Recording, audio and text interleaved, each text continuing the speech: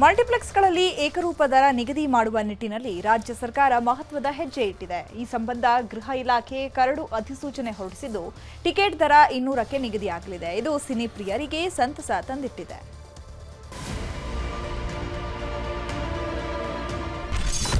Cinema ಹೆಸರಲ್ಲಿ ವಸೂಲಿಗೆ ಬೀಳಲಿದೆ break.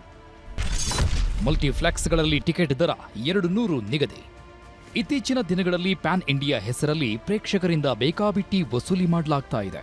ಕೆಲವು ಸಿನಿಮಾಗಳಿಗೆ ಸಾವಿರಾರು ರೂಪಾಯಿ ದರ ನಿಗದಿ ಮಾಡಿ ಜೇಬಿಗೆ ಕನ್ನ ಹಾಕಲಾಗ್ತಿದೆ. ಇದರಿಂದ ರಾಜ್ಯದಲ್ಲಿ ಕನ್ನಡ ಸಿನಿಮಾಗಳ ಬಾಕ್ಸ್ ಆಫೀಸ್ ಕಲೆಕ್ಷನ್ಗೆ ಏಟು ಬೀಳ್ತಿದೆ.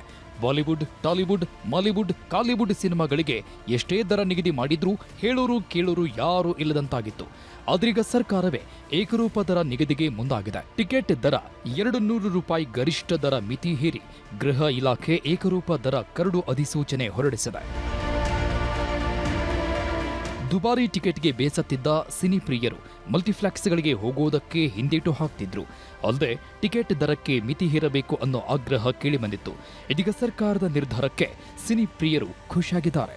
200 ಫಿಕ್ಸ್ ಮಾಡಿದ್ರೆ ಎಲ್ಲ ಥಿಯೇಟರ್ಗಳಿಗೆ ಎಲ್ಲರೂ ನೋಡ್ಬೋದು, ಮಿಡಲ್ ಕ್ಲಾಸ್ ಎಲ್ಲ ನೋಡ್ಬೋದು. ಇಲ್ಲ ಒಂದೊಂದು ಥಿಯೇಟರ್ನ ಒಂದೊಂದು ಥರ ಬೆಲೆಗಳು ಇದೆ. 300 ತಗೊಂತಾರೆ, 400 ತಗೊಂತಾರೆ, 600 ತಗೊಂತಾರೆ.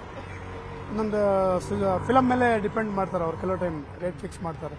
ಸೊ ನನ್ನ ಪ್ರಕಾರ ಕರೆಕ್ಟಾಗಿ ಅನಿಸುತ್ತೆ.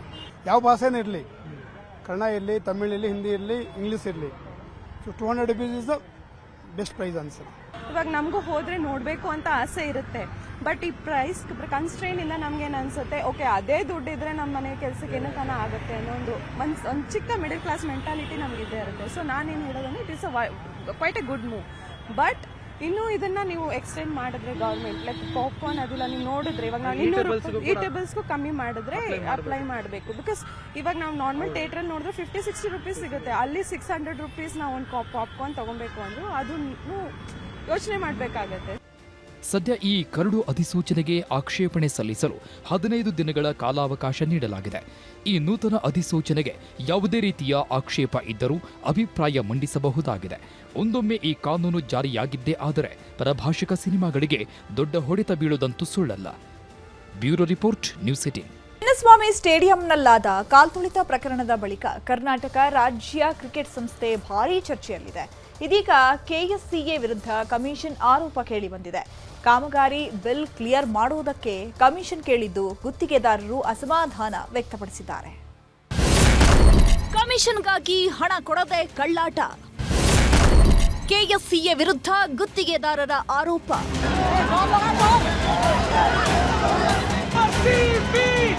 ಆರ್ಸಿಬಿ ಸೆಲೆಬ್ರೇಷನ್ ವೇಳೆ ಕಾಲ್ತುಳಿತ ಪ್ರಕರಣ ಇಡೀ ದೇಶದಾದ್ಯಂತ ಸಂಚಲನ ಸೃಷ್ಟಿ ಮಾಡಿತ್ತು. ಈ ಕೇಸ್ನಲ್ಲಿ ಕೆಎಸ್ಸಿಎ ಹೆಸರು ಕೂಡ ದೊಡ್ಡ ಮಟ್ಟಕ್ಕೆ ಸದ್ದು ಮಾಡಿತ್ತು. ಸದ್ಯ ಇದೇ ಕೆಎಸ್ಸಿಎ ವಿರುದ್ಧ ಮತ್ತೊಂದು ಗಂಭೀರ ಆರೋಪ ಕೇಳಿಬಂದಿದೆ. ಕಮಿಷನ್ಗಾಗಿ ಕಾಮಗಾರಿ ಹಣ ಕೊಡದೆ ಸತಾಯಿಸ್ತಾ ಇದ್ದಾರೆ ಅನ್ನೋ ಆರೋಪ ಮಾಡಲಾಗಿದೆ. 2021ರಿಂದ 2024ರ ಅವಧಿಯಲ್ಲಿ ಕೆಎಸ್ಸಿಎ ವ್ಯಾಪ್ತಿಯಲ್ಲಿ ನಡೆದ ಕಾಮಗಾರಿ ಹಣ ಸರಿಯಾಗಿ ಗುತ್ತಿಗೆದಾರರಿಗೆ ಪಾವತಿಯಾಗಿಲ್ಲ. 20 ಗುತ್ತಿಗೆದಾರರು ಚಿನ್ನಸ್ವಾಮಿ ಕ್ರೀಡಾಂಗಣದ ಹಾಲ್, ಇಂಟೀರಿಯರ್ಸ್, ಪಾರ್ಕಿಂಗ್ ನವೀಕರಣ, ಶೌಚಾಲಯ ಸೇರಿದಂತೆ ವಿವಿಧ ಕಾಮಗಾರಿ ನಡೆಸಿದ್ದಾರೆ. ಇದರಲ್ಲಿ 15 ಕೋಟಿಗೂ ಅಧಿಕ ಗುತ್ತಿಗೆದಾರರಿಗೆ ಕೊಡದೆ ಬಾಕಿ ಉಳಿಸಿಕೊಂಡಿದೆ ಅನ್ನೋದು ಗೊತ್ತಾಗಿದೆ.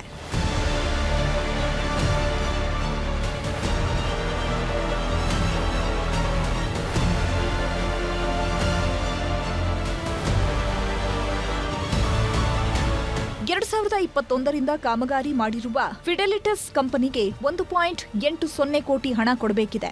ಒಟ್ಟು 5 ಕೋಟಿ ಬಿಲ್ ಆಗಿದ್ದು ಈ ಪೈಕಿ ಅರ್ಧದಷ್ಟು ಹಣ ಪಾವತಿಯಾಗಿದೆ. ಆದರೆ ಉಳಿದ ಅರ್ಧ ಬಿಲ್ ಸಂದಾಯಕ್ಕೆ ಕಮಿಷನ್ ಕೇಳ್ತಾ ಇದೆಯಂತೆ. 2 ಕೋಟಿ 20 ಲಕ್ಷಕ್ಕೆ 20% ಕಡಿತಗೊಳಿಸಿ ಪಾವತಿ ಮಾಡ್ತೀನಿ ಎಂದು ಹೇಳಿದ್ದಾರೆ.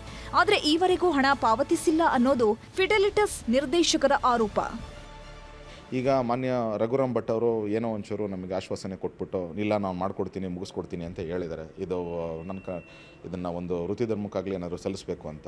ಸುಬಂಧು ಘೋಷರ್ ಏನು ಹೇಳಿದ್ದಾರೆ, ಅವರು ನಿವೃತ್ತ ಬ್ಯೂರೋಕ್ರಾಟ್ ಅವರು ಕೂಡ ಏನು ಮಾತಾಡಿದ್ದಾರೆ, ಈ ಕಾರಣದಲ್ಲಿ ನಮಗೆ ಈಗ ಬೇಗ ಮಾಡಿಸ್ಕೊಡ್ತೀನಿ ಅಂತ ಹೇಳಿದ್ದಾರೆ.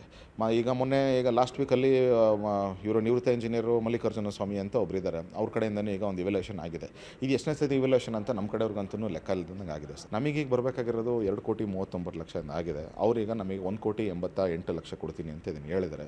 ಇಲ್ಲಿವರೆಗೂ ನಮಗೆ ಯಾವ ರೀತಿ 1 ರೂಪಾಯಿನೂ ಹಾಕಿಲ್ಲ. ಭಾಳ ಕಷ್ಟದಲ್ಲಿದ್ದೀವಿ. ನಮಗೆ KSC ಅವ್ರಿಗೆ ಕೇಳ್ತಾ ಇದ್ದೀನಿ, ದಯವಿಟ್ಟು ನಮಗೆ ದಯಮಾಡಿ ನಮಗೆ ಪೇಮೆಂಟನ್ನು ಮುಗಿಸ್ಕೊಡಿ, ನಮಗೆ ಬ್ಯಾಂಕ್ ಜೊತೆ ಹೋರಾಡ್ಕೊಂಡಿರೋಕ್ಕಾಗಲ್ಲ ಅಂತ ಹೇಳ್ತಾ ಇದ್ದೀನಿ.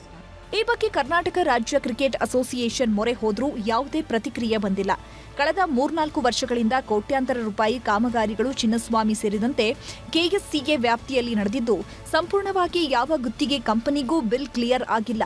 ಇದಕ್ಕೆಲ್ಲ ಗುತ್ತಿಗೆದಾರರು ಕಮಿಷನ್ ನೀಡಲು ನಿರಾಕರಿಸಿದ್ದೇ ಕಾರಣ ಎನ್ನಲಾಗ್ತಿದೆ. ಒಟ್ಟು 20ಕ್ಕೂ ಅಧಿಕ ಗುತ್ತಿಗೆದಾರರಿಗೆ 15 ಕೋಟಿಗೂ ಅಧಿಕ ಮೊತ್ತದ ಬಿಲ್ ಅನ್ನ ಕರ್ನಾಟಕ ರಾಜ್ಯ ಕ್ರಿಕೆಟ್ ಸಂಸ್ಥೆಯಿಂದ ಬಿಡುಗಡೆಯಾಗೋದು ಬಾಕಿ ಇದೆ. ಈ ಹಣವನ್ನ ಬಿಡುಗಡೆ ಮಾಡೋದಕ್ಕೆ ಕಮಿಷನ್ ಕೇಳಲಾಗ್ತಿದೆ ಅನ್ನುವಂಥದ್ದು ಗುತ್ತಿಗೆದಾರರ ನೇರ ಆರೋಪ.